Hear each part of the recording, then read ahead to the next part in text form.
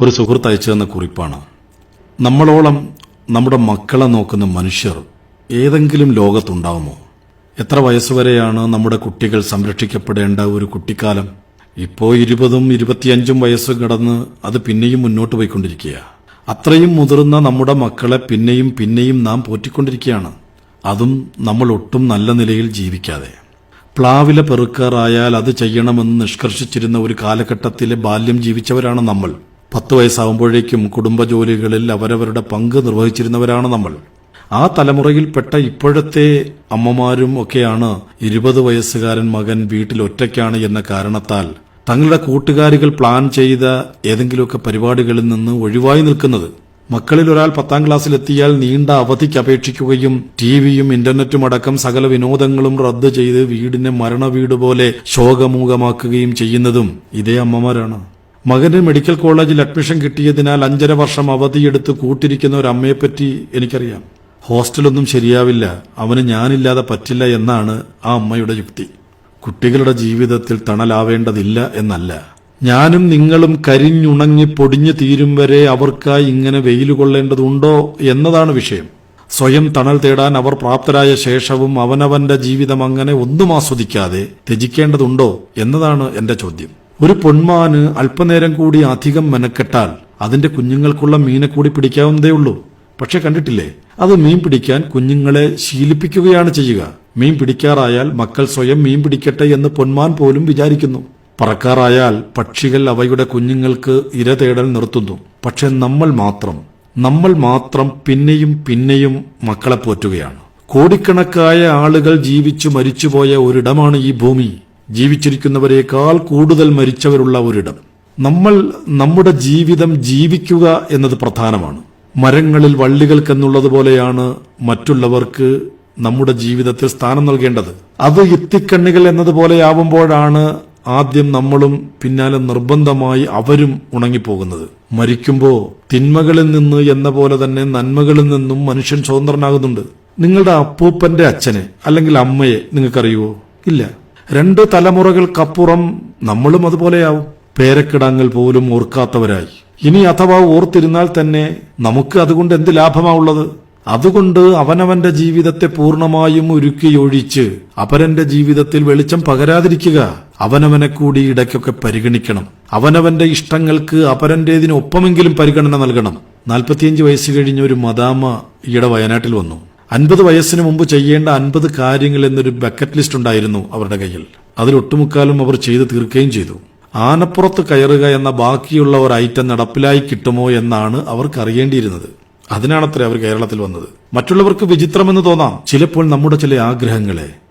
അത് പക്ഷെ നമ്മുടെ കുഴപ്പമല്ല, നമ്മളല്ല അവർ എന്നതുകൊണ്ടുണ്ടാകുന്ന ചെറിയ ഒരു കൺഫ്യൂഷനാണത്. നാം കാര്യമാക്കേണ്ടതില്ലാത്ത ഒന്ന്. നിത്യവും ധാരാളം രോഗികൾ പ്രായമെത്തി മരിക്കുന്ന ജെറിയാട്രിക് വാർഡിൽ ദീർഘകാലം ജോലി ചെയ്ത ഒരു നഴ്സിന്റെ അഭിമുഖം ഓർമ്മയിൽ വരുന്നു. ഭൂരിപക്ഷം ആളുകളും മരണത്തോടടുക്കുമ്പോൾ പറഞ്ഞിരുന്നത് എന്തായിരുന്നു എന്നതായിരുന്നു അവരോടുള്ള ഒരു ചോദ്യം. കുറെ കൂടി നന്നായി ജീവിക്കാമായിരുന്നു എന്നതാണ് അതിനവർ പറഞ്ഞ ഉത്തരം. പിന്മടക്കം സാധ്യമല്ലാത്ത ഒരു പോയിന്റിൽ എത്ര വേദനാജനകമാണ് ആ വിചാരം എന്നാലോചിച്ച് നോക്ക്. ധാരാളം ആഗ്രഹങ്ങളുമായി മരണത്തിലേക്ക് പോകുന്നവർ പരാജയപ്പെട്ട ജീവിതങ്ങൾ നയിച്ചവരാണ്. ഒരു ജീവിതം കൊണ്ടും തീരാതെ അനന്തമായി നീളുന്ന ആക്രാന്തപ്പെട്ട ആശാപാശത്തെക്കുറിച്ചല്ല ഞാൻ പറയുന്നത്. നിസ്സാരമെങ്കിലും പലവിധ കാരണങ്ങളാൽ നടക്കാതെ പോകുന്ന ഒരു മനുഷ്യന്റെ കുഞ്ഞു കുഞ്ഞു ആശകളെക്കുറിച്ചാണ്. മറ്റുള്ളവരുടെ കാര്യങ്ങൾ ഒന്നും തന്നെ ഗൗനിക്കാതെ തന്നിഷ്ടം കാട്ടി നടക്കണമെന്നുമല്ല, മറ്റുള്ളവർക്ക് വേണ്ടി എന്ന് നാം ത്യജിച്ചു കളയുന്ന നിർദോഷങ്ങളായ നമ്മുടെ ചില സന്തോഷങ്ങളെക്കുറിച്ചാണ് ഞാൻ പറയാൻ ശ്രമിക്കുന്നത്. നാളേക്ക് എന്ന് നാം മാറ്റിവെക്കുകയും ജീവിതത്തിൽ ഒരിക്കലും നടക്കാതെ പോവുകയും ചെയ്യുന്ന പല പല സംഗതികളെക്കുറിച്ച്. അത് പലർക്കും പലതാവാം. വിജനമായ ഒരു മലമുകളിലേക്ക് ഒറ്റയ്ക്ക് കയറി പോകുന്നതോ, പ്രിയപ്പെട്ട ഒരാളോടൊപ്പം രാത്രി മഴ നനയുന്നതോ ആകാം. ഒരു കാനന സഫാരിയോ ഷോപ്പിങ്ങോ ആവാം. ഉറക്കെ പാടുക, മതിവരുവോളം നൃത്തം ചെയ്യുക, കൂട്ടുകാർക്കൊപ്പം പഴയ ഓർമ്മകൾ നുണഞ്ഞിരിക്കുക, നല്ല വസ്ത്രങ്ങൾ ധരിക്കുക, നല്ല ഹോട്ടലുകളിൽ ചെന്ന് ആഹാരം കഴിക്കുക, ഇഷ്ടപ്പെട്ട മൂവി കാണുക, പുഴയോരത്തെ ഒരു പുൽമൈതാനത്തിൽ ആകാശം കണ്ടും മലർന്നു കിടക്കുക തുടങ്ങി അന്യന് ദ്രോഹം ചെയ്യാത്ത എന്ത് തരം ആഗ്രഹങ്ങളുമാവാം എന്ന് സാരം.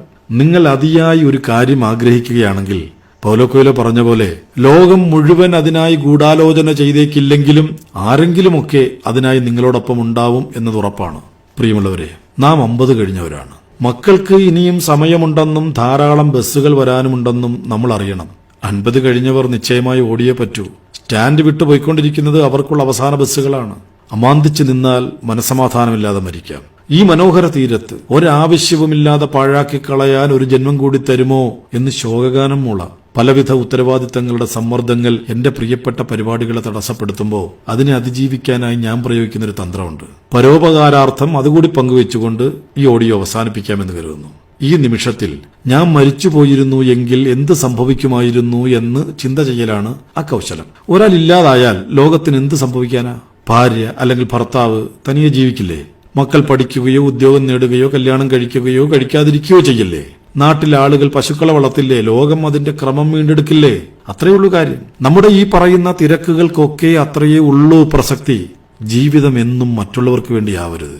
ഭർത്താവിന് വേണ്ടി, ഭാര്യയ്ക്ക് വേണ്ടി, അല്ലെങ്കിൽ മക്കൾക്ക് വേണ്ടി, അങ്ങനെ മറ്റുള്ളവർക്കായി സമയം മാറ്റിവെക്കുമ്പോൾ കുറച്ച് സമയം നമുക്ക് വേണ്ടിയും മാറ്റിവെക്കണം. നമുക്ക് വേണ്ടി കൂടി ആവണം നമ്മുടെ ജീവിതം. നാളെ മരിച്ചു പോകുമ്പോൾ ഈ ലോകത്തെ അനുവദിക്കപ്പെട്ട പല കാഴ്ചകളും കാണാതെ, അനുവദിക്കപ്പെട്ട പലതും ആസ്വദിക്കാതെ ജീവിച്ചതിന് ആരെയാ കുറ്റപ്പെടുത്തേണ്ടത്? നമ്മളെ അല്ലാതെ.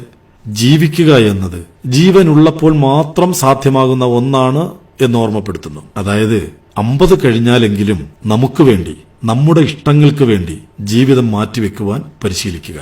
ആയതിനു വേണ്ടി ശ്രമിക്കുക. നന്ദി, നമസ്കാരം.